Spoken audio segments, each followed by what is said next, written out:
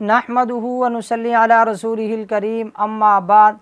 ख्वाब में आज़ान की आवाज़ सुनना या आज़ान देना। हज़रत इमाम इब्न सिरीन रहमहुल्लाह फरमाते हैं, अगर कोई मुत्तकी और परहेज़गार आदमी किसी मशहूर व मारूफ जगह से आज़ान की आवाज़ को सुनता है या आज़ान ख़ुद देता है तो ये दलील है इस बात की कि अन करीब वो बैतुल्लाह शरीफ का हज करेगा, क्योंकि अल्लाह तबारक व तआला फरमाते हैं वअज़्ज़िन फिन्नासि बिलहज्ज यअतूका रिजाला, कि लोगों में हज का ऐलान करो, लोग प्यादा आएंगे।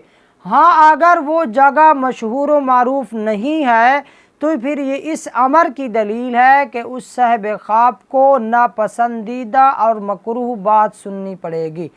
अगर यही ख्वाब कोई फासिक और फाजिर आदमी देखता है, गुनाहगार आदमी देखता है, तो ये दलील है इस अमर की कि उसे चोरी के इल्ज़ाम में गिरफ़्तार किया जाएगा।